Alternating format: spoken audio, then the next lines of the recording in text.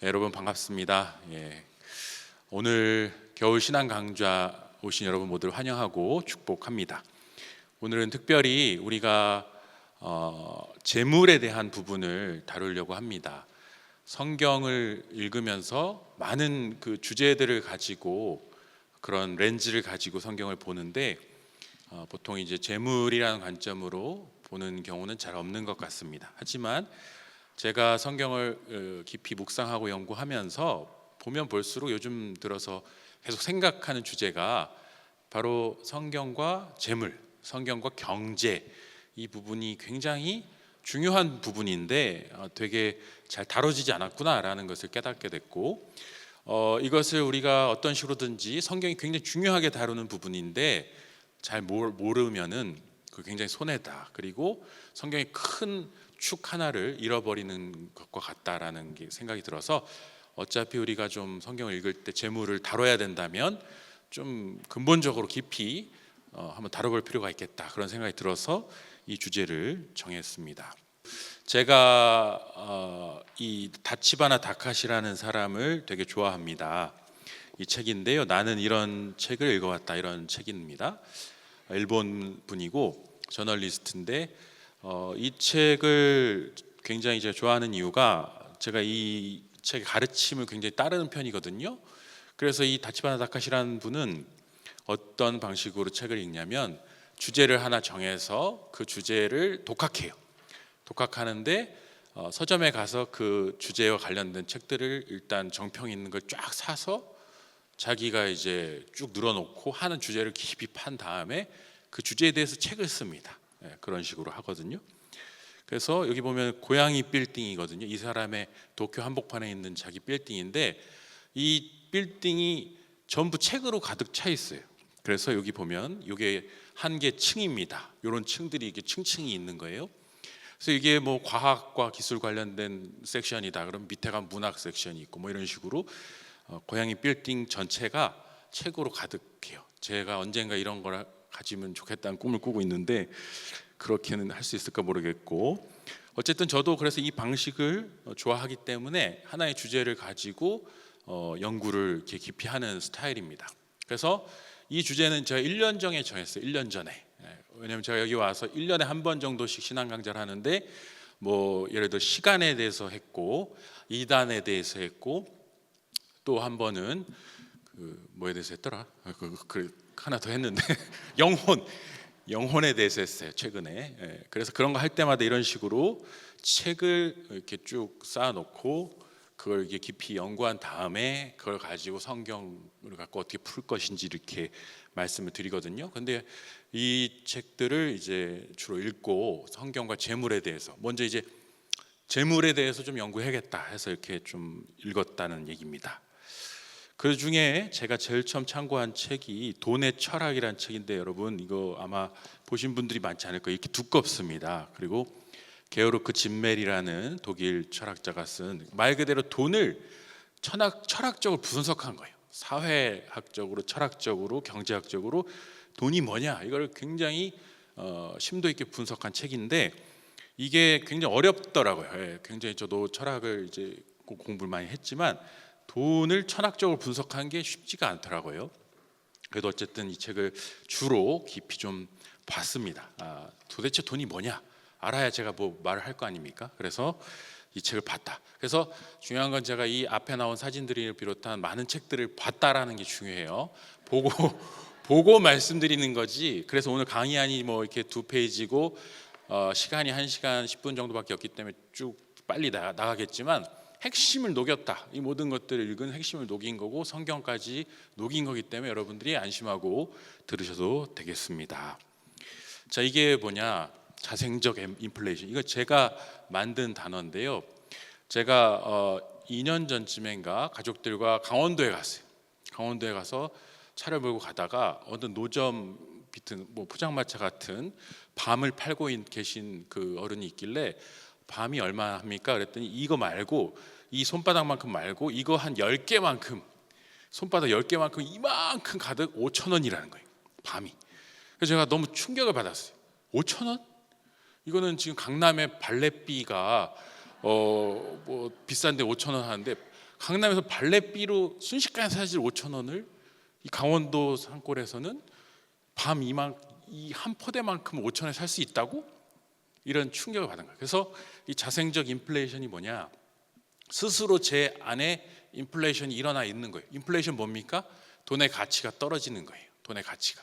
그러니까 강남에서는 발렛비가 5천 원이고 식사비가 예를 들어 만 원, 뭐 15,000원 이렇게 올라가 버리면 내가 여기서 살아가면서 그냥 기본적으로 식사비는 만 원, 15,000원이 이게 다 자연스럽게 받아들여지는 순간이 온다. 그러면 그게 이제 인플레이션을 수용한 거예요. 하지만 이 돈을 가지고 그 강원도 가서 밤을 살 때 한 포대를 살 수 있는 돈이거든요. 근데 이거를 가치를 제가 스스로 증발시킨 거예요.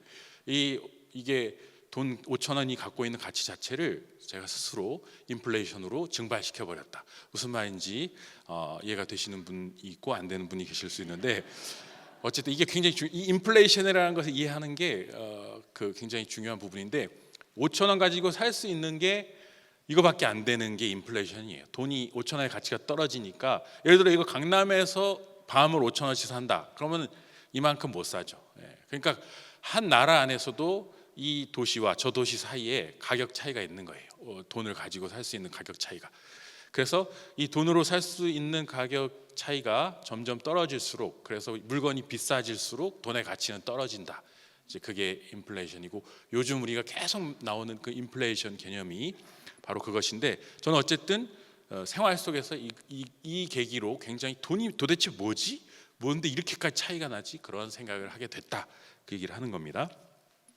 자, 재물은 무엇이냐? 재물, 한자 말 그대로 돈 되는 물건이에요. 한자 보면 돈재, 물건 물자잖아요.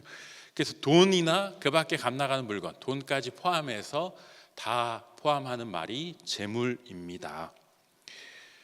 돈을 제외한 값 나가는 물건, 화폐 말고요, 값 나가는 물건. 성경에서 재물이 뭐였겠습니까? 대표적인 재물은 가축이었습니다. 그래서 족장 시대에 또 욥도 그렇고 자기 부를 측정하는 그 단위가 양, 소 뭐 이런 걸 몇 마리 갖고 있는지, 그게 이제 부자의 기준이었습니다. 그래서 재물은 바로 가축으로 대변됐어요. 그리고 유대인들이 그 핍박을 다 받으면서 독일의 나치 핍박을 피해서 도망칠 때 가족끼리 나눠서 뭘 먹었죠. 그 보석을 나눠서 먹었어요. 왜냐하면 이 돈을 들고 갈 수 없고 또 가축을 데려갈 수가 없으니까 제일 가치 있는 재물인 보석을 삼켜서 이제 모든 수색으로부터 피해서 그렇게 가져갔죠. 그래서 보석도 굉장히 가치 있는 물건, 재물이라고 할 수 있습니다. 그 다음에 이제 대표적인 재물이 뭡니까? 부동산, 집이나 건물, 이런 것들이 이제 가치 있는 물건, 돈이 되는 물건이라고 할 수 있어요. 이 세 개는 대표적인 재물인데 이 세 개가 돈은 아닙니다. 화폐라고 말할 수는 없어요. 그래서 재물과 돈은 구별됩니다. 그럼 돈은 무엇이냐? 돈이란 무엇이냐? 여기 중요한 그 단어가 있어요. 사물의 가치를 이건 국어 사전을 그대로 가져왔어요. 사물의 가치를 나타낸다. 그렇죠? 요거 얼마? 그다음에 상품의 교환을 매개한다. 이 돈을 주면 저 물건을 살 수 있죠. 그다음에 제일 중요한 게 지금 재산 축적의 대상으로 사용한다. 내가 모은 돈, 재산을 돈으로 바꿔서 그것을 축적할 수 있는 수단이 바로 돈입니다. 예를 들어서 지금 가축으로 재산을 축적하는 사람은 없죠. 오늘날은 그 돈으로 재산을 축적합니다. 그래서 예전에는 조가비, 가죽, 보석, 옷감, 농산물 따위를 이용해서 돈으로 썼지만 지금은 금, 은, 동 따위 금속으로 코인을 만들죠. 동전을. 그다음에 종이를 이용해서 만들고 그 크기나 모양, 액수 따위는 법률에 의해서 정한다. 그래서 돈은 누가 발행하느냐? 국가가 발행합니다. 국가가. 그래서 개인이 발행할 수 없고 회사가 발행할 수 없고 각 국가가 돈을 발행합니다. 그래서 한국 돈 원화, 미국 돈 달러, 이런 식으로 국가가 발행해서 법률에 의해서 발행하는 그 매개 수단이다. 종이 화폐 전에 돈으로 쓰던 거, 옛날에 이제 소금, 우리 샐러리라고 하죠. 그래서 봉급 생활자를 샐러리맨 이렇게 하는데, 샐러리가 이제 소금의 어원이죠. 라틴어 어원이. 그래서 소금을 돈처럼 금료로 지급했었어요, 로마 시대에는.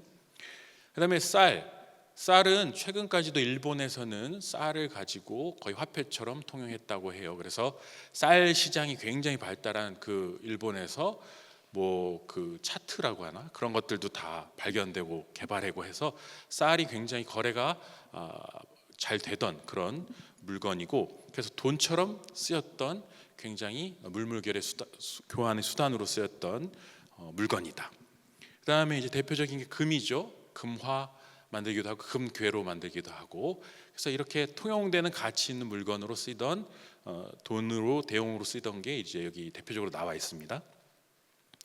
그다음에 이제 종이 화폐가 나오죠. 종이 화폐가. 그래서 이제 5만 원권, 이제 100달러짜리 이렇게 화폐가 나옵니다. 자, 다시 한번 짚어 봅니다. 우리가 물건, 가축에서 시작해서 보석, 뭐 소금, 그리고 쌀, 그런 것에서 이제 화폐로 넘어가는 순간이 왔어요.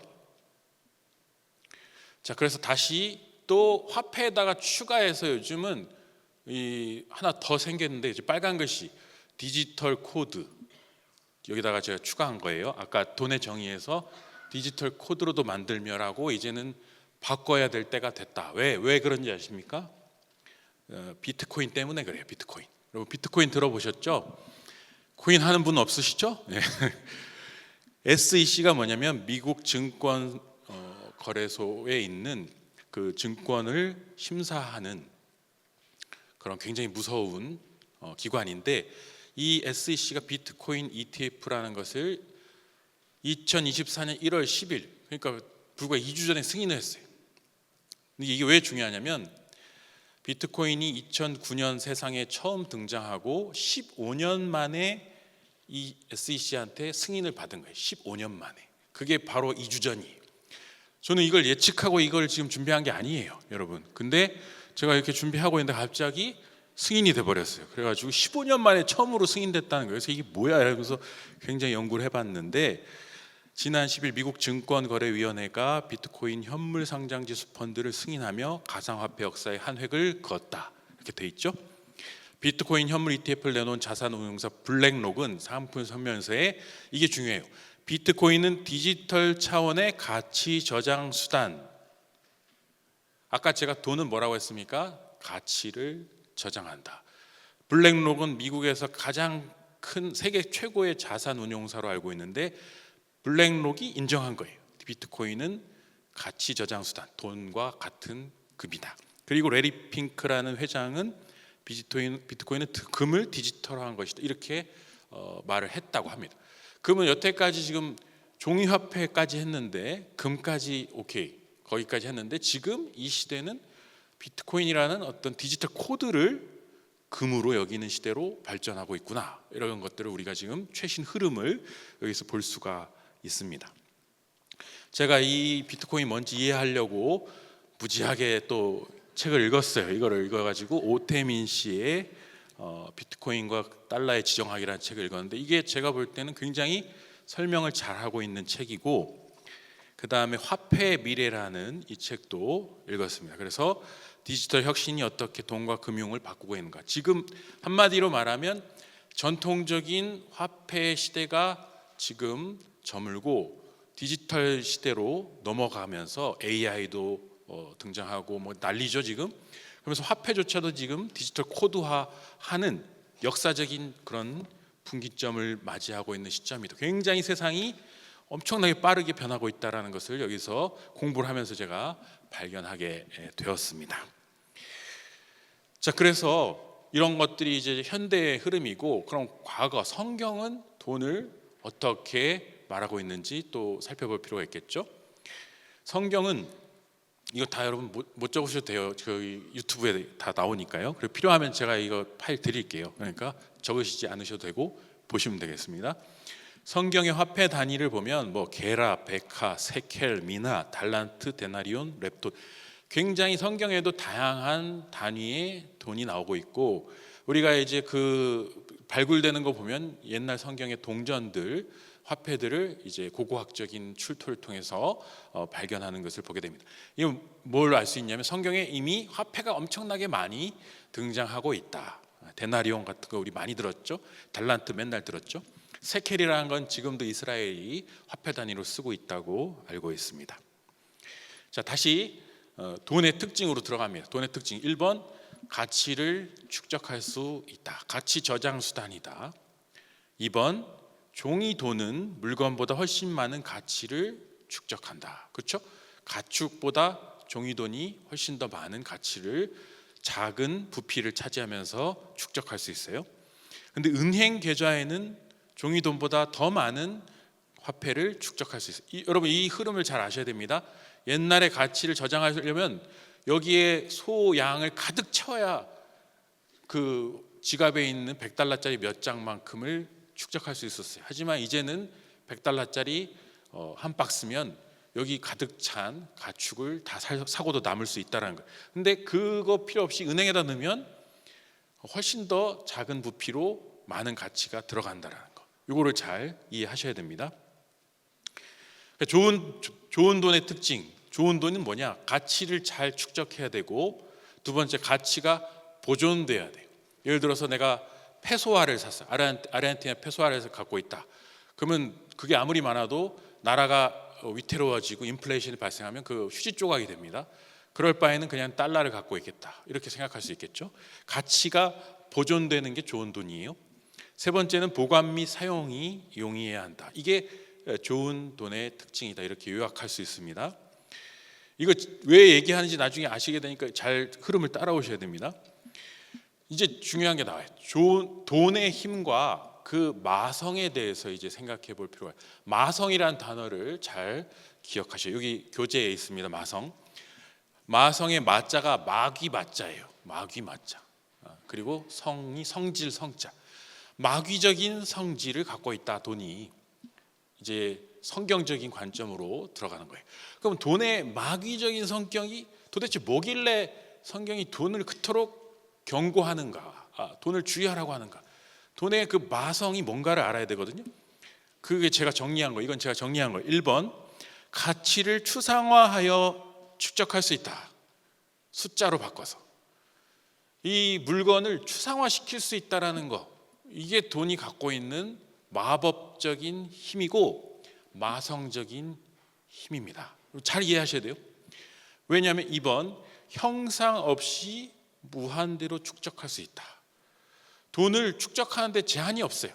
왜냐하면 그 부피도 안 들고 그다음에 이제 장소도 필요가 없고, 계좌에다가 집어넣으면, 그 은행 계좌에다 집어넣으면 무한대로 넣을 수 있는 게 돼버렸어요. 3번, 형상이 없지만 존재하죠. 있는 것이에요.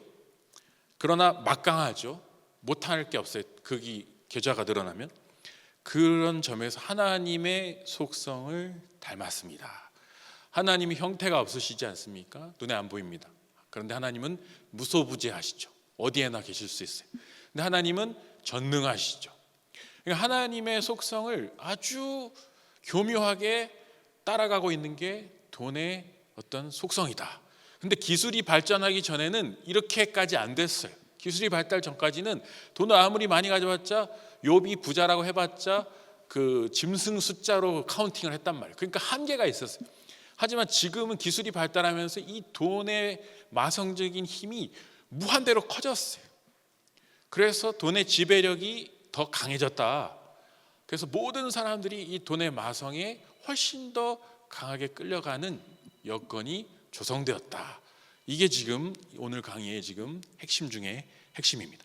4번, 눈에 보이는 금송아지 숭배보다 눈에 보이지 않는 숫자화된 돈의 숭배를 통해 우리는 더 큰 욕망과 위험에 노출될 수 있습니다. 눈에 보이는 금송아지, 우리 성경에서 맨날 금송아지 숭배에 대해서 나오잖아요. 바알과 아세라 숭배. 다 눈에 보이는 우상이었거든요. 그래서 금이 아무리 많아봤자 그냥 금송아지 형태의 금이 전부였어요. 그런데 그 금을 보면서 사람들이 그 형태를 숭배했죠. 그 모양을 숭배했어요. 그리고 금이라는 물건을 숭배했어요. 하지만 눈에 보이지 않는 숫자화된, 추상화된 돈의 숭배를 통해서 우리는 그 금송아지 숭배보다도 훨씬 더 강력한 돈의 마성에 빠져들 위험에 처해 있다.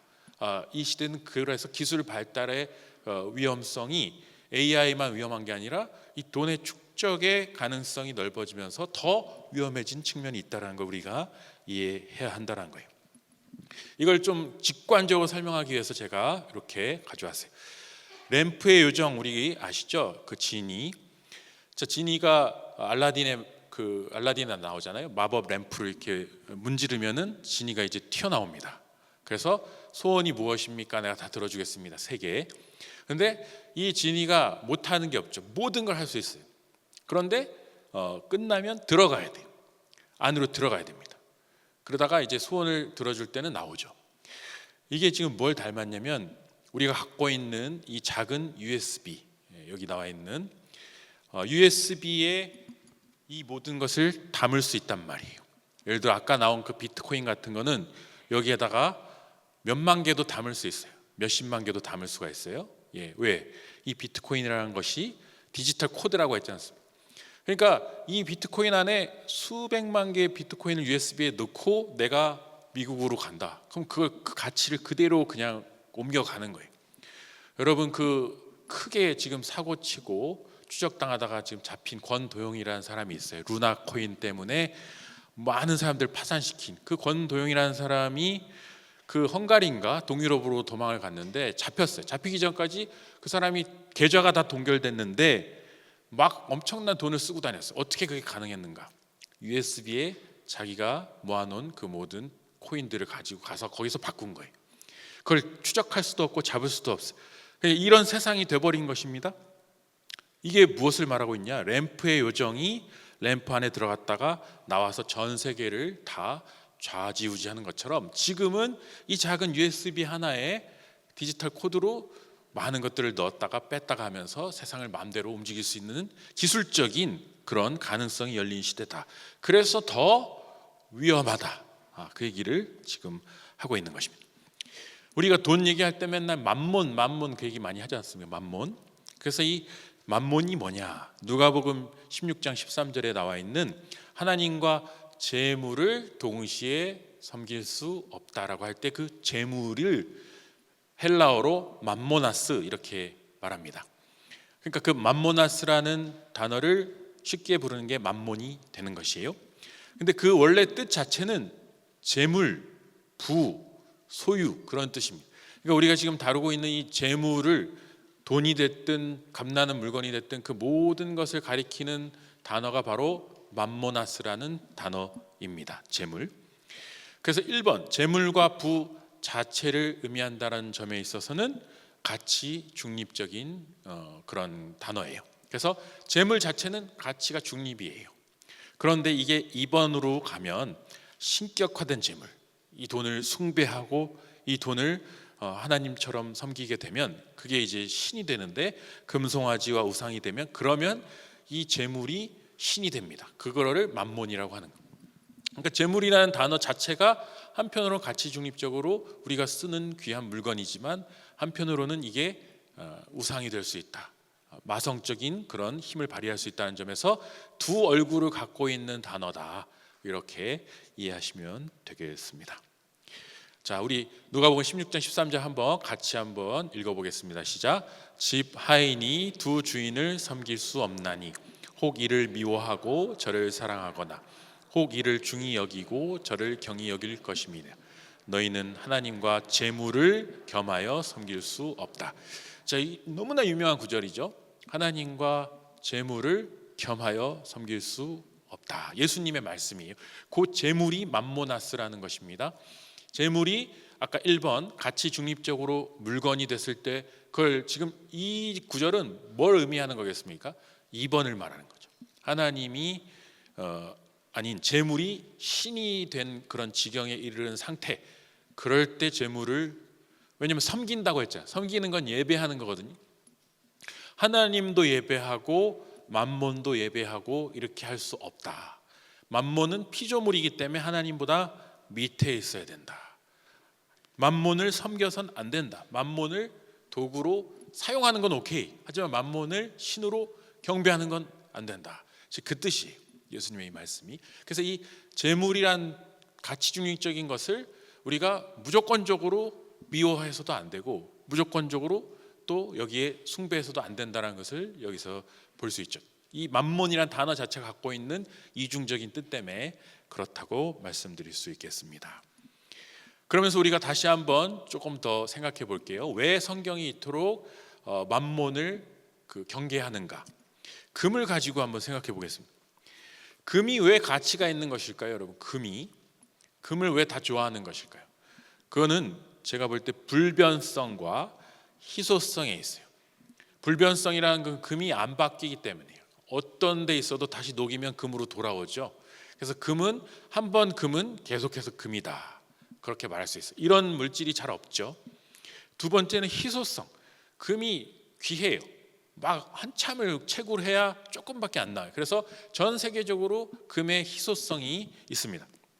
이거를 우리가 신학적으로 철학적으로 보면 서브스텐스, 즉 그 실체에 대한 추구다, 이렇게 말할 수 있겠습니다. 인간은 뭔가 변화하지 않는 가치 있는 것을 붙들고 싶어 합니다. 그게 바로 실체예요. 그게 철학 용어고 신학 용어인데 서브스텐트는 실체입니다. 그런데 금은 희소한 데다가 변하지 않고 변형시켰다가 불로 녹여서 다시 회수가 가능하기 때문에 가치를 저장하는 수단으로는 최고의 수단이다, 이렇게 말씀드릴 수 있겠습니다. 사실 금 자체는 별 쓸모가 없어요. 금을 먹을 수가 없잖아요. 그래서 이 마이다스의 신화 보면은 뭐 손으로 만지는 모든 것을 금으로 바꾸는 그 왕이 나오잖아요. 그렇지만 먹지도 못하고 마시지도 못하다가 사랑하는 딸을 안았는데 그 딸조차도 금으로 바뀌어버려서 굉장히 슬퍼했다라는 신화가 우리가 알고 있어요. 그게 바로 금의 허구성을 가르쳐주는 신화입니다. 바로 금이라는 것은 굉장히 가치 있는 것이지만은 실질적으로는 소용이 없는 것이에요. 왜냐하면 무인도에서 우리가 가장 갈급하게 필요한 것은 금이 아니라 먹을 물이거든요. 먹을 음식. 그걸 생각해 보시면 됩니다. 그리고 철보다도 못해요. 금으로 칼을 만들 수가 없지 않습니까? 뭐 물러가지고 칼싸움에 전혀 도움이 안 됩니다. 하지만 금이 지닌 불변성이 가치를 고정할 수 있는 근거를 제시한다. 그래서 이게 중요해요. 인간은 금을 가치 있는 것으로 간주하고 그렇게 하기로 그냥 같이 합의하고 금에 기반하여 가치를 설정했다. 그래서 금 1g이 뭐 얼마다, 이런 식으로 금을 고정시켜서 가치를 설정하는 수단으로 금을 이렇게 매게 한다라는 것입니다. 그러면 그 실체라고 아까 말씀드렸는데, 인간에게는 실체가 중요하다고 했어요. 하나님을 우리가 뭐라고 보느냐? 하나님을 실체로 우리가 추구합니다. 우리 서양 신학사, 서양 철학사에서 하나님에 대해서 가장 철학적으로 정의할 수 있는 단어가 바로 이 실체라는 단어예요. 그래서 삼위일체도 보면은 one substance, three persons 이래가지고 하나의 실체요, 세 개의 위격, 이렇게 말합니다. 하나님은 하나의 실체를 갖고 계시다. 자, 실체란 무엇이냐? 모든 존재의 근원, 본질, 영원히 변하지 않고 다함이 없는 중심. 아까 금을 제가 왜 설명드렸냐면 금이 실체인 것처럼 우리를 유혹하기 때문에 그렇습니다. 하나님이 실체라고 할 때 변하지 않고 다함이 없고 또 고정되어 있는 실체는 성경은 유일하게 하나님만 계시다고 하는데, 인간들이 왜 금에 중독되느냐? 하나님의 속성을 비슷하게 닮아 있기 때문에 그래요. 그래서 고정되어 있고 실체를 갖고 있고 다시 돌아오고 거기에 영원한 가치를 담을 수 있고 내가 영원히 의지할 수 있는 것처럼 이 세상에서, 이 덧없는 세상에서 의지할 수 있는 대상처럼 여겨지는 게 금이기 때문에 금에 계속해서 의지하려고 하고, 금을 실체로 추구하는 행위를, 그걸 우상 숭배다, 이렇게 말할 수 있겠습니다. 우상은 실체가 될 수 없지만 마치 실체인 것처럼 우리를 유혹한다. 자, 그것이 성경이 우리에게 경고하는 핵심입니다. 사탄과 마귀는 실체가 없어요. 그것은 그림자와 같고 그리고 유령과 같은 것인데, 우리는 계속해서 그 마귀의 수하에 있는 세상 사람들의 어떤 그 매개체인 금을 비롯한 값나가는 어떤 재물을 만몬화한 것에 계속해서 유혹된다라는 것입니다. 왜냐하면 그게 안정감을 준다고 착각하기 때문입니다. 그러나 성경은 분명히 오직 하나님만이 영원히 변하지 않고 담이 없는 실체이시고 그리고 알파와 오메가이시고 영원히 신실하신 분이시라고 강조하고 있는 것입니다. 그런데 마귀가 예수님을 유혹할 때 어떻게 합니까? 이것은 내게 넘겨준 것이므로라고 말하죠. 여기 보면 누가복음 4장 5절에서 8절 유명한 구절이 있어요. 예수님을 시험할 때 마귀가 6절에 보면은 이 모든 권위와 그 영광을 내가 내게 주리라. 이것은 내게 넘겨준 것이므로 내가 원하는 자에게 주노라. 이것이 뭘까요? 이것이 바로 우리 세상 사람들이 추구하는 모든 재물, 권력, 부귀영화, 그것을 말하는 것이죠. 그런데 내게 넘겨줬다. 그러니까 사단에게 하나님께서 이 세상의 모든 재물의 권세를 넘겨줬다는 거예요. 일부분. 그래서 사단은 부하게 할 수 있고 망하게 할 수 있는 힘을 갖고 있다. 그게 성경이 말하는 영적인 해석입니다. 그래서 재물이 신이 될 수 있는 것입니다. 사단의 수하에서 통제되는 재물은 만몬 신으로서 우리를 유혹할 수가 있는 것이. 그러나 예수님께서 이것을 물리치셨죠. 하나님만 경배하라. 이게 아까 말씀드린 하나님과 재물을 겸하여 섬길 수 없다. 지금 사단은 나를 섬기라고 하고 있죠. 나라는 것은 바로 만몬신을 의미합니다. 만몬신이 나를 섬기면 만몬을 가득 주겠다. 하지만 예수님께서는 나는 만몬신을 섬길 수 없다. 나는 오직 하나님께만 경배하고 하나님만 섬기겠다면서 만몬신으로 식격한 사단을 쫓아내셨죠. 이것이 바로 성경이 우리에게 주는 아주 중요한 바로미터다. 이렇게 말씀드릴 수 있습니다. 에베소서 2장 2절에 보면은 그때 너희는 그 가운데 행하여 이 세상 풍조를 따르고 공중의 권세 잡은 자를 따랐으니 불순종의 아들들 가운데서 역사하는 영이다.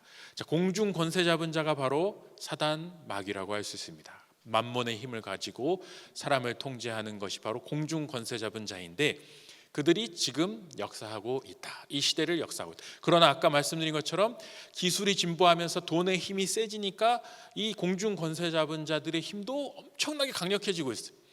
여러분 그걸 잘 아셔야 됩니다. 이 돈에는 영적인 파워가 있어요. 그래서 지금 세상을 보면 점점 범죄가 더 극악무도해지는 이유가 무엇인지 잘 아셔야 돼요. 돈의 힘이 그만큼 세지고 있기 때문에 그런 것입니다.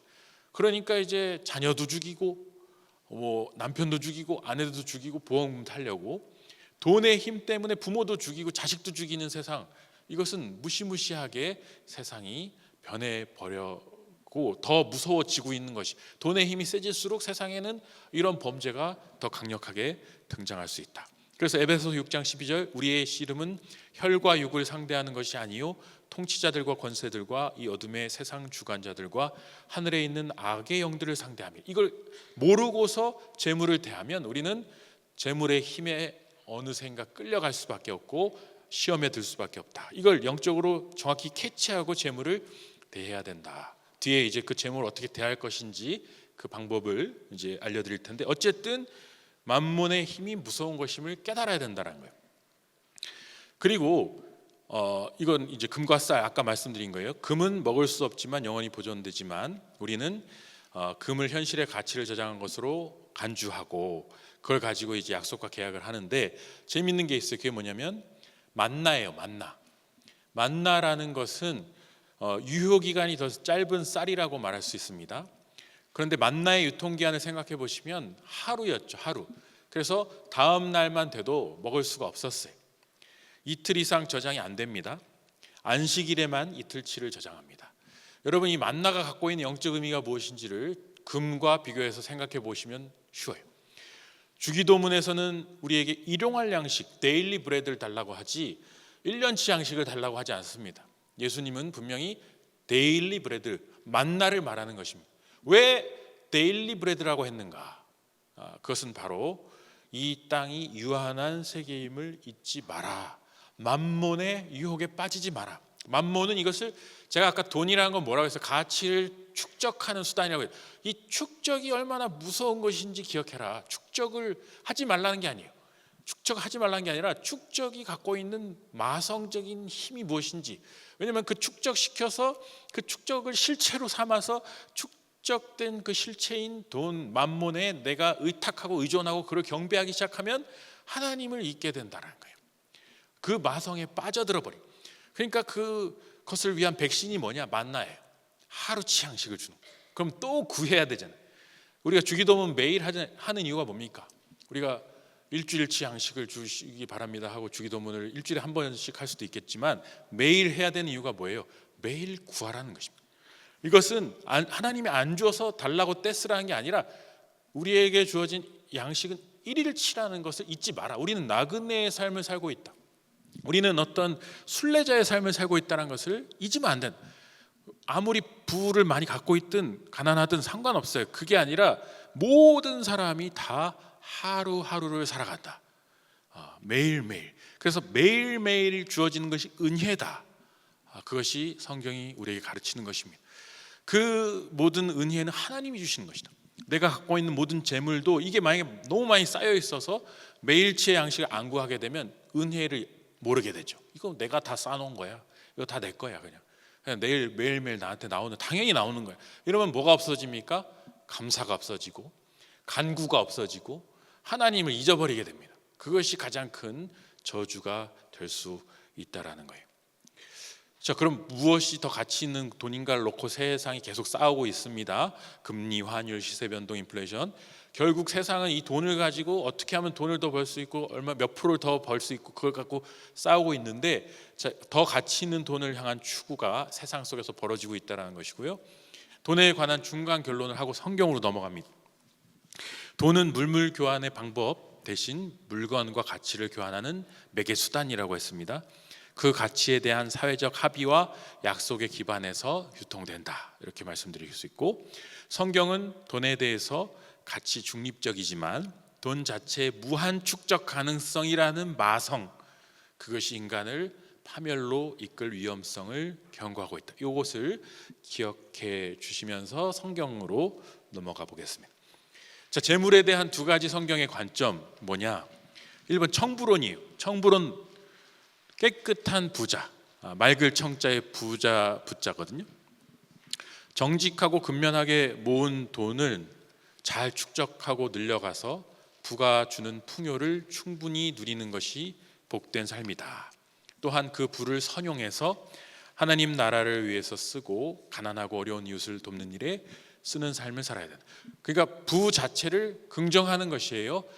마음껏 축적해도 된다고 하는 것이고 열심히 벌어도 된다고 하는 것입니다. 이런 관점이 분명히 성경에 있습니다. 두 번째는 청빈론이에요. 깨끗한 가난을 추구하라는 것, 부를 아예 추구하지 말라는 거예요. 그러니까 매일매일 데일리 브레드만 먹고 살아라, 그런 얘기입니다. 제가 하나 그 슬픈 가정사를 얘기하자면 뭐가 슬프냐면 우리 어머니가 철저한 청빈론자셨어요. 그래가지고 예금도 하지 말라고 했어요. 그래가지고 제가 대학교 들어갈 때까지 통장을 못 만들게 하셨어요. 통장을 만드는 거를 죄라고 하셨어요. 죄라고. 그래서 제가 늦가기로 지금 경제 공부를 하고 있는 이유가 아예 그런 것을 차단시킨 상태로 왔기 때문에, 그러니까 아주 좀 극단적인 펀더멘탈리스트셨어요. 그래가지고 무조건 성경 구절 외우라고 하고. 근데 그 집도 가지면 안 되고 계좌도 없어야 되고 왜 그러냐고 물어봤더니 그거를 그렇게 하면은 네가 하나님의 의지를 안 하기 때문이라는 거예요. 그게 청빈론적 관점입니다. 철저한. 그래서 부를 추구하지 말아야 할 뿐 아니라 적극적으로 부를 멀리해야 된다. 이게 이제 청빈론의 관점. 자발적 가난과 무소유의 삶을 사는 것이 성경적이다. 그래서 이 무소유와 자발적 가난 누굽니까? 그 프란체스코, 성 프란체스코 같은 사람, 탁발 수도회라고 하죠. 맨발로 걸어다니면서 이제 탁발이란 것은 그 동냥하고 다니는 거예요. 먹을 것을 구하면서. 그리고 그야말로 저기 지팡이도 전대도 없고 뭐 어디서 잘지도 정해놓지 않고 떠돌아다니는 삶. 그게 이제 프란치스코 수도회 창시자인 성 프란체스코의 삶이었잖아요. 그게 청빈론이, 부가 지닌 부작용적 요소를 아예 그냥 다 제거하는 거예요. 이 두 흐름이 성경에 만만치 않게 두 개가 부딪히고 있습니다. 그래서 어떤 분들은 청빈론적 관점에서 가기도 하고, 어떤 분들은 부론적 관점을 추구하기도 하고, 어떤 분들은 믹스되어 있습니다. 거의 대부분은 믹스라고 봐야겠죠. 그래서 이 구절, 성경이 있잖아요. 성경이 그러면 이 둘 중에 어느 쪽 편을 들어주느냐, 제가 이제 제시를 해보겠습니다. 청불온의 근거 구절. 자, 내 하나님 여호와를 기억하라. 그가 내게 재물 얻을 능력을 주셨음이라. 재물 얻을 능력을 주셨다. 마음껏 부자가 되라는 거예요. 그 다음에 시편 112편 3절. 부와 재물이 그의 집에 있으며 그의 공의가 영구히 서 있으라. 축복의 주. 부와 재물이 가득하기를 바란다. 축복입니다. 잠언 8장 21절. 이는 나를 사랑하는 자가 재물을 얻어서 그 곳간에 가득 채우게 하려 함이라. 들어도 기분 좋은 구절이죠. 하나님을 사랑하면 재물이 가득 곳간에 쌓인다. 청불온적 구절이에요. 잠언 22장 4절. 겸손과 여호와를 경외함의 보상은 재물과 영광과 생명이다. 반드시 축복에는 재물이 빠지질 않아요. 또한 전도서 5장 19절. 어떤 사람에게든지 하나님이 재물과 부요를 그에게 주사 능히 누리게 하시며 제 몫을 받아 수고함으로 즐거워하게 하신 것은 하나님의 선물이라. 하나님이 부와 재물을 부어주신 게 큰 선물이라는 거예요. 마음껏 누리도록 주시는. 청불온적인 근거 구절로 지금 이거 말고도 무수히 많이 있습니다. 대표적인 걸 제가 골라왔어요. 청불온의 근거가 되는 내용을 제가 정리해봤는데, 1번 에덴 동산에 거주하던 인간이 처음부터 풍요의 복을 받았죠. 마음껏 이거 다 가져라. 뭐 동산에 있는 모든 것들을 하나님이 다 주셨습니다. 그 물건이든 먹을 것이든 땅이든 전부 다 가져라. 그러니까 하나님은 처음부터 인간에게 풍성하게 뭔가 주셨어요. 그래서 넘치도록 부어주셨다. 두 번째는 아브라함을 비롯한 족장들, 다윗 왕을 비롯한 왕들, 욥과 같은 의인들이 받은 재물의 복들을 보면 어마어마하죠. 뭐 보석, 가축, 사람들, 뭐 자식들, 장수. 그래서 모든 복에 있어서는 재물이 차지하고 있다. 그래서 청불온의 근거가 되는 내용은 막강합니다. 반대로 청빈론의 근거가 되는 구절도 많이 있어요. 자, 세상의 염려와 재물의 유혹과 기타 욕심이 들어와서 말씀을 막아 결실하지 못한다. 부가 많으면 욕심 때문에, 유혹 때문에 말씀이 자라나지 못한다. 자, 예수님의 말씀이에요. 그것 때문에, 염려 때문에, 유혹 때문에. 자, 그리고 예수께서 제자들에게 이르시되 재물이 있는 자는 하나님 나라에 들어가기 심히 어렵다. 아예 천국 가기 어렵다고 해버렸어요. 그래서 부자는 천국 가기가 심히 어렵다. 누가복음 16장 13절. 자, 두 주인을 섬길 수 없다. 이거 아까 말씀드렸죠. 하나님과 재물을 겸하여 섬길 수 없다. 자, 디모데전서 6장 17절. 내가 이 세대에서 부한 자들을 명하여 마음을 높이지 말고 정함이 없는 재물에 소망을 두지 말고 오직 하나님께 소망을 둬라. 여기 보면은 정함이 없는 재물이라는 단어가 뭐냐면 아까 말씀드린 실체가 아니라 사라질 것들이에요. 실체인 것처럼 보이지만 금이라는 것이 아까 가치 저장 수단으로 좋은 이유가 사라졌지만 그걸 다시 녹여서 다시 금으로 바꿀 수 있고 영원한 것으로 우리가 믿게끔 착각하는 대표적인 수단이 금인데, 그게 정함이 없는 재물이라는 것입니다. 오직 하나님만이 실체이시고 하나님만이 끝까지 변화가 없으신 그런 분이시라는 것이죠. 그래서 소망을 두지 마라. 재물은 그것은 일시적이다. 그리고 이자가 있어요. 이자. 모든 경제 행위의 그 기본은 이자인데 이자를 이렇게 금지시키고 있어요, 성경이. 근데 또 재밌는 게 보면 신명기 23장 19절에 내가 형제에게 꾸어 주거든 이자를 받지 말지니, 돈의 이자, 식물의 이자, 이자를 낼 만한 모든 것의 이자를 받지 마라. 근데 중요한 건 형제에게, 이스라엘인들끼리 꾸어 줄 때는 이자 받지 말라는 거예요. 그 말을 바꿔 말하면 이방인한테는 이자를 받아도 된다는 거거든요. 신명기 23장 20절에 보면 타국인에게 꾸어주면 이자를 받아도 된다. 내 형제에게는 이자를 받지 마. 이게 지금 신명기에 있는 그 오경에 있는 이자에 관한 구절입니다. 그러면은 유대인들이 어떻게 했겠습니까? 옛날에 그 쫓겨가서 디아스포라 가서 유럽에서 살면서 유대인들끼리는 이자 안 받고 저기 그 유럽인들한테 고리 대금을 한 거죠. 그러니까 밑에 써놨죠. 반유대주의의 토양. 유대인들은 성경적으로 한 거예요. 타국인 너희들한테 이자를 마음껏 받은 거예요. 근데 여기서 중요한 건 지금 이자를 아예 금지시킨 것이라고 보기 어렵죠. 이 구절만 갖고도 어려워요. 근데 지금 결정적으로 이자 인정의 근거가 되는 구절. 마태복음 25장 27절 예수님의 비유에 보면, 그 달란트 비유에 보면, 네가 마땅히 내 돈을 취리하는 자들에게나 맡겼다가 내가 돌아와서 내 원금과 이자를 받게 했어야 되지 않느냐. 야, 은행에다 맡겨서 이자라도 돌려받았어야지 왜 그걸 땅에다가 파묻어놨어, 이 얘기거든요. 예수님이 지금 원금에다가 플러스 알파인 이자를 왜 안 받아왔냐고 하고 계신 거예요. 여러분 생각해 보셨어요? 예수님이 지금 이자를 인정하고 계시네. 그 19절 누가복음 19장 23절에 은행이란 단어가 나와요, 성경에. 은행에 왜 맡기지 않았냐? 그러면 그 이자와 함께 그 돈을 찾았어요. 제가 왜 옛날에 이걸 몰라가지고 엄마한테 이거를 이렇게 들이대지 못했을지. 근데 여기 이렇게 나와 있더라고요. 은행이란 단어가 성경에 나오더라고요. 그래서 이거는 뭐야? 이자 자체를 굉장히 죄악시하고 금지했던 그런 것들 때문에 경제가 발전이 안 됐었는데, 경제가 발전하고 세상이 경제 중심의 세상으로 바뀌게 된 가장 결정적인 게 이거거든요. 어떤 그 아까 저 더 앞에 어떤 게 더 가치 있는 돈인가라는 것이, 어디가 더 금리를 더 많이 주는가를 찾아다니는 여행인데, 그 금리가 바로 이 이자 아닙니까? 그러니까 성경 자체는 이자에 대해서 과도한 이자를 경고하고 있는 것이지 그 자체를, 경제행위 자체를 멈추고 있지는 않다라고 볼 수 있어요. 그리고 또 다시 청빈론의 근거로 가면 딤전 6장 10절에 이거 유명하죠. 이거 돈을 사랑함이 일만 악의 뿌리가 된다. 이거 설교 많이 합니다. 이를 탐내는 자들은 미혹을 받아 믿음에서 떠나 많은 근심으로 자기를 찔렀다. 여기서 핵심은 뭡니까? 돈을 사랑한다는 거예요. 사랑. 이 사랑이라는 단어. 이게 바로 하나님과 재물을 겸하여 섬긴다라는 단어와 같은 의미예요.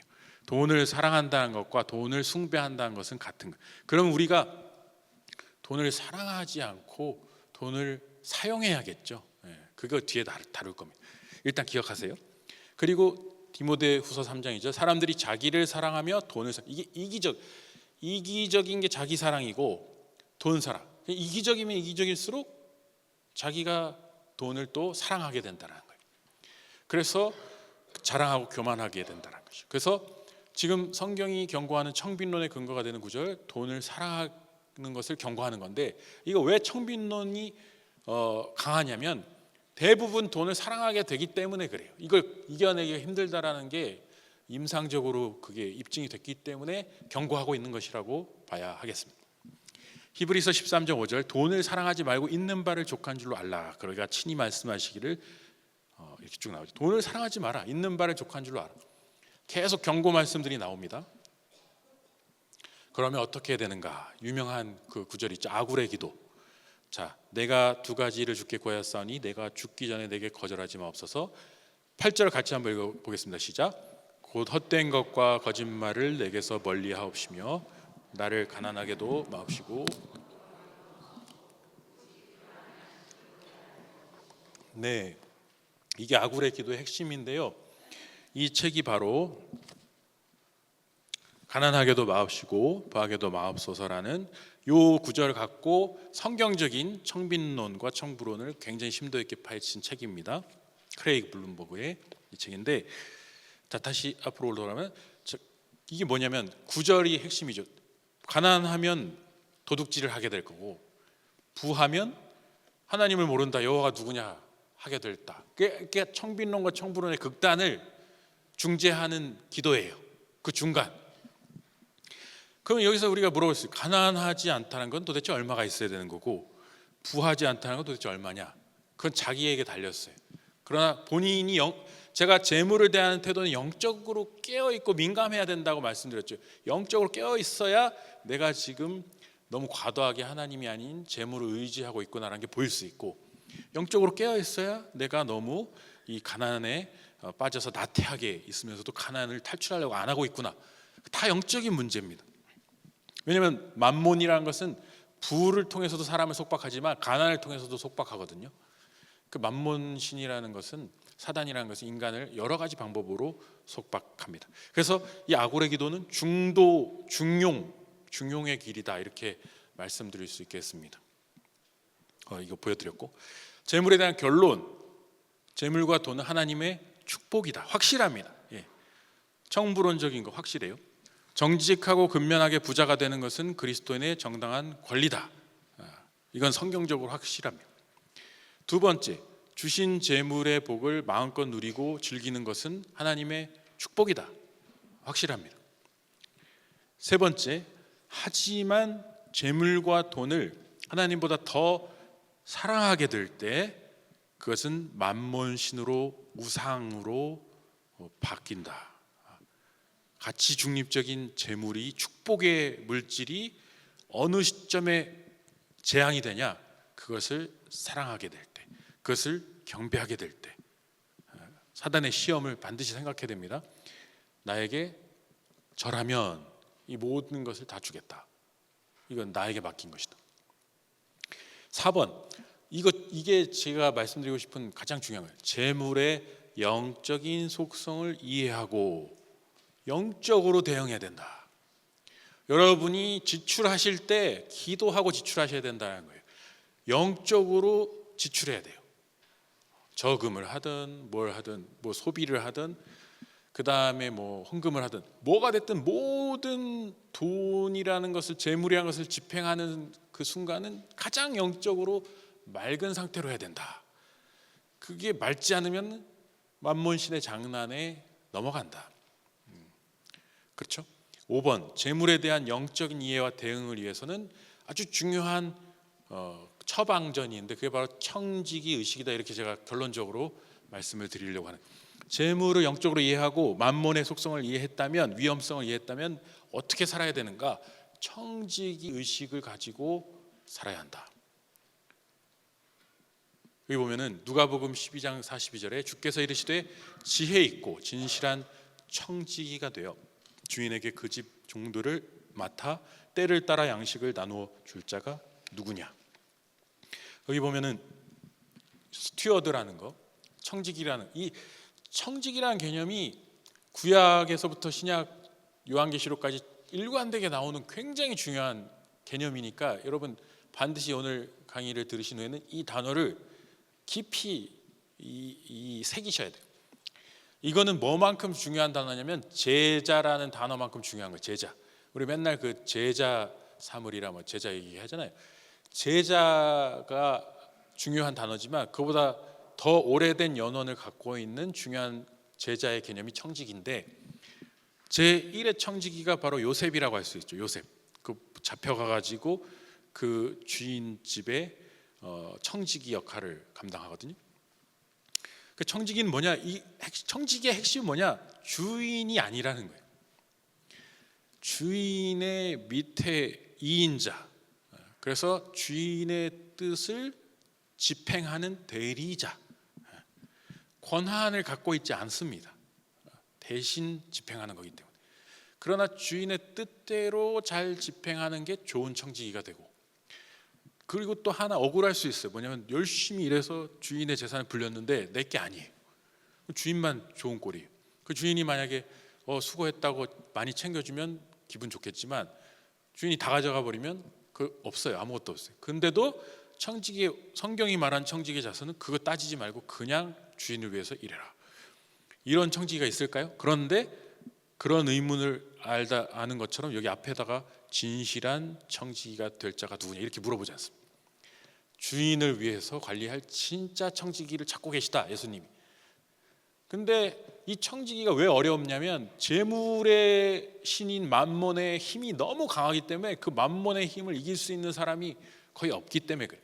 그래서 영적으로 깨어있는 사람, 기도하는 사람, 재물에 대해서 영적으로 각성해서 하나님 뜻대로 그것을 내가 관리하려는 깨어있는 사람만이 진실한 청지기의 직분으로 부를 감당할 수 있다. 그게 성경의 관점입니다. 두 번째는 주신 분도 여호와시요 가져가시는 분도 여호와시다. 내게 맡겨주신 것을 잘 관리하고 사용한 후 때가 되면 주님 앞에 결산. 이 결산이란 단어가 굉장히 중요합니다. 우리가 교회에서도 막 이렇게 결산 감사 이런 거 있잖아요. 감사를 받는 거예요. 예수님한테 이제 내가 천국 갔을 때 주님 제가 평생 이렇게 벌었고 이런 데 돈을 썼습니다. 뭐 이런 데만 썼다고? 이렇게 하시면은 그때 난감하겠죠. 너 먹을 거에 이만큼 썼다고? 너 뭐 입을 거에만 이만큼 썼다고? 굉장히 난감. 근데 우리가 이거 결산한다는 것을 잘 생각 안 하고 쓰잖아요. 주님이 뭐 내 장부를 볼 일이 있을까? 근데 주님은 다 기록을 갖고 있다. 왜냐하면 이 비트코인의 핵심은 모든 거래 내역이 영원히 저장되는 거래요. 그래서 그걸 바꿀 수가 없다. 근데 비트코인도 그걸 거래 내역을 저장할 수 있는데 예수님이 그걸 모르시겠어요? 다 알고 계시겠죠? 그래서 결산해야 된다. 내가 엉뚱한 곳에다가 탕진했던 것도 결산해야 된다. 그것을 기억하면서 사는 게 청지기 의식을 갖고 사는 거다. 세 번째, 정직하고 근면하게 돈을 받아 저축하고 운용하는 것이 인정된다. 저축, 투자, 연금 등 재정을 탄탄하게 운용하는 것은 권장된다. 이것은 필요한 일입니다. 이것이 지금 오늘날 보면 막 이렇게 한국의 초고령 사회, 초노후 사회로 가면서 뒤늦게 지금 막 보면 어르신들이 나 때는 그냥 자식들에게 다 주고 뭐 이렇게 다 뒷바라지하느라 내 노후를 전혀 생각을 못했습니다라고 인터뷰 나오는 분들이 많이 계신데 바로 이것이 성경의 정신입니다. 미리 준비해야 돼. 그래서 미리미리 준비하고 나에게 맡겨주신 달란트를 잘 운용하는 것에 대해서도 거기 나와 있죠. 2달란트, 3달란트, 5달란트 더 열심히 해서 많은 달란트를 남기는 것. 그게 성경이 우리에게 요청하는 것입니다. 네 번째, 과도한 소비를 멀리 해야 된다. 이거는 반드시 하나님 앞에 결산 받을 것입니다. 이거는 내가 예를 들어 필요도 없는데 막 주문하는 분들이 있어요. 이게 몸팡 중독 해가지고 해서 박스. 왜냐면 저 물어봤어요. 왜 이렇게 쓸데없는데 그걸 주문을 하냐? 재밌대요. 그게 소비할 때 주는 쾌감이 있대. 지를 때. 그게 왔을 때는 허무하고 슬프대요. 왜냐면 필요가 없거든. 그 반품시키거나 아니면 이게 상자에 이렇게 쌓여서 뜯지도 않고 그냥 저기 처박아 두고 있고 그 새로 나온 걸 계속해서 사는 그 재미. 그게 뭐가 작동되는 거라고요? 만몬신의 어떤 유혹에 빠진 걸 수도 있어요. 왜냐하면 청명한 정신을 갖고 있으면 아까 말한 청지의식을 가지면 그렇게 할 수가 없거든. 이게 지금 제대로 된 소비가 아니니까요. 그리고 우리가 너무 쓸데없이 뭘 많이 만들어내고 있단 말이죠. 빨리 버리게 하고 그런 것들이 지금 쓰레기가 돼서 환경을 파괴하고 옷 같은 것도 보니까 우리 못 사는 나라에 옷을 뭐 보내주고 막 그랬잖아요. 지금 아프리카에 옷이 산으로 쌓여가지고 아프리카 사람들도 안 입는데요. 그거 그만 보내라고. 근데 그게 온 세계에서 넘쳐나도록 옷을 만드는데 소비할 그 역량을 초과한 것들을 만든 거죠. 이런 과도한 것, 이런 것들이 다 어떤 영적인 이끌림에 의해서 가는 것일 수 있다. 그래서 창세기 1장 28절 보면 하나님이 모든 생물을 다스리라고 했는데 이거 우리는 반드시 이거는 하나님 앞에 우리가 버린 빨대가 뭐 바닥거북이를 숨막히게 했다 그러면 한정훈 네가 어디서 먹은 그 플라스틱 빨대 걔가 글로 가서 주님이 그렇게까지 추적할지 모르겠지만 그걸 생각하셔야 된다는 거예요. 그러니까 환경 파괴와 나의 무분별한 소비가 연결돼 있고 그게 주님 앞에 책망받을 수 있다는 것을 알아야 돼. 그래서 내가 아무리 재물이 많다고 해도 꼭 필요한 걸 쓰라는 것이죠. 필요한 걸 사지 말라는 게 아닙니다. 필요한 만큼 쓰고 과도한 소비를 멀리하고. 5번 세금을 내야 할 것은 낸다. 하지만 중요한 건 정당한 방법으로 절세하는 것은 가능하다. 왜 그런지 아십니까? 절세와 탈세는 다르잖아요. 탈세는 내야 될 것을 안 내고 은닉하는 거고 절세는 법률적인 방법으로 절약하는 거잖아요. 이익을 내는 거. 그러니까 성경의 원칙은 이익을 내는 것에 대해서 나쁘다고 하지 않습니다. 근데 문제는 세금을 내야 되느냐? 예수님이 내셨단 말이에요. 그렇죠? 예수님이 계속해서 성전세 내라고 하니까 물고기 건져와라. 거기 배를 가르면 거기 이제 돈이 있다. 그거 너랑 나 거로 내라. 예수님과 세금에 대한 내용들이 나옵니다. 그래서 이 가이사의 초상화가 새겨진 로마 금화를 세금으로 내야 됩니까? 가이사의 것은 가이사에게, 하나님의 것은 하나님께. 그건 뭐예요? 세금 냈단 얘기예요. 예수님도 어쨌든 세금을 내셨어요. 그래서 우리도 세금을 내야 합니다. 내기 싫지만 어쨌든 내야 돼요. 그래서 성경적인 청지기 의식은 그렇게 해야 된다는 거고 그다음 6번, 하나님이 주신 모든 복에 감사하는 마음을 가지고 누리고요. 중요한 거는 열악한 상황에서 살아가는 수많은 이웃들의 처지를 살펴야 돼요. 겸손한 마음으로 그들을 도와야 돼요. 우리에게 잉여의 어떤 재물들이 만약에 주어진다면 그건 얼마나 큰 축복입니까? 근데 그거를 어떻게 써야 되냐면 불우한 이웃들의 처지를 돕는 데 써야 됩니다. 그게 이 책의 가장 중요한, 성경이 재물을 다루는 모든 결론은 글로 간다고 보시면 돼요. 그래서 이런 구절이 있어요. 3상 2장 7에서 8절에 보면 여호와는 가난하게도 하시고 부하게도 하시고 낮추기도 하시고 높이기도 하시는데 가난한 자를 진토에서 일으키시는 분이다. 빈궁한 자를 거름더미에서 올리사 귀족과 함께. 그러니까 가난하고 빈궁한 자를 그 어려운 처지에서 올려주는 게 여호와의 원하시는 것이에요. 이것을 잘 감당하는 부자들은 계속 더 부자가 될 것이고, 이것을 신경 쓰지 않는 자들은 그 부를 잃게 될 것이다. 이게 성경의 결론. 하나님이 우리에게 복을 주시고 부를 주십니다. 넘치도록 구하셔도 돼요. 하지만 내가 풍부하게 쓰고, 그러면서도 생각해야 될 것은 이렇게 빈궁하고 가난한 자들을, 왜냐하면 부자 나사로 책망할 때 예수님이 그러셨잖아요. 거지가 저기 문 앞에서 이렇게 구걸할 때 너는 왜 못 본 척했냐. 그러니까 못 본 척한 게 죄가 된다라는 것입니다. 그러니까 우리가 그것을 알아야 돼요. 세상에 수많은 사람들이 어렵게 살고 고통당하면서 그 재물이 없어서 고통당한 수많은 사람들도 나랑 무슨 상관이야가 아니라는 것을 알아야 된다. 어떤 식으로든 우리는 그들을 돕고 어떤 식으로든 할 수 있는 한 그들을 섬기고 채우는 일을 위해서 우리의 평생의 삶을 그리고 그게 치료제가 됩니다. 그게 치료제가 돼요. 그게 내가 만몬신으로부터 중독되는 것을 막아주는 치료제가 될 수 있습니다. 자, 그 다음에 7번, 빚 얘기는 제가 할 시간이 없어서 할 수가 없었어요. 근데 성경에는 빚이 있긴 있어요. 이 구절, 피차 사랑의 빚 외에는 아무에게든지 아무 빚도 지지 말라. 남을 사랑한 자는 율법을 다 이뤘. 성경은 빚에 대해서 굉장히 안 좋게 보거든요. 성경은 옛날 책이라 재정이나 이런 그 경제가 발달하지 않은 시대이기 때문에 빚을 안 좋게 봐요. 그래서 요즘은 빚을 뭐라고 합니까? 레버리지라는 세련된 단어로 쓰고 있죠. 네. 금리가 낮으면 레버리지를 일으켜. 금리가 0%인데 대출 받아서 투자해.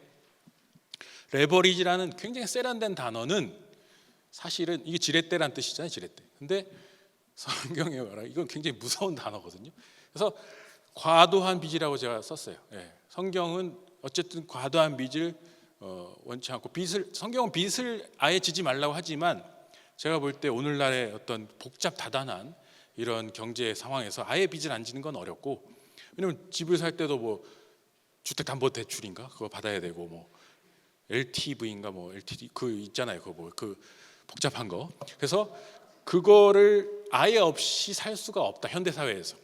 그래서 과도하게 자기의 어떤 재정 능력을 넘어서는, 혹은 도박 같은 거 하고 또 무리하게 투자하면서 그것을 넘어서서 그렇게 큰 문제에 빠져서는 안 된다. 그래서 뭐냐, 돈의 추상성이 지닌 무서움을 이해해야만 빚과 한탕주의 무서움을 이해할 수 있다. 이 돈이 얼마나 무서운 건지를 왜 모르느냐면, 이게 아까 말한 거 축소돼 버려서 그래요. 눈에 안 보이는 그 디지털 코드로 이 USB 안에 다 돈이 들어가 버리게 되니까 이게 너무 만만해진 거예요.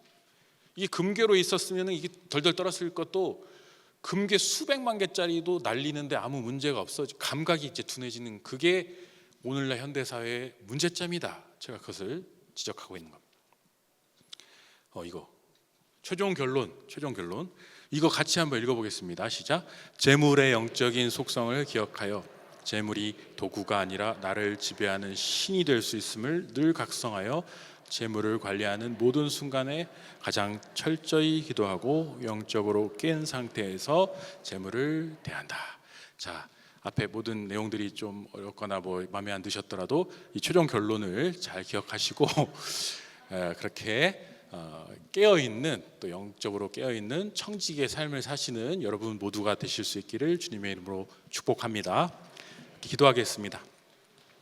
하나님 감사합니다. 오늘 우리에게 성경과 재물이라는 그 주제로 성경을, 또 하나님의 재물을 바라보는 그 마음을 듣게 하시니 감사합니다. 우리에게 주신 모든 선한 것들을 풍성하게 부어주시고, 하나님 그 풍성한 재물과 복을 마음껏 누리고 또 어려운 이웃들을 위해서 섬기는 일에 잘 사용하는 우리 모두의 삶이 될 수 있도록 복의 복을 더하여 주옵소서. 감사드리며 예수님의 이름으로 기도합니다. 아멘. 수고 많으셨습니다.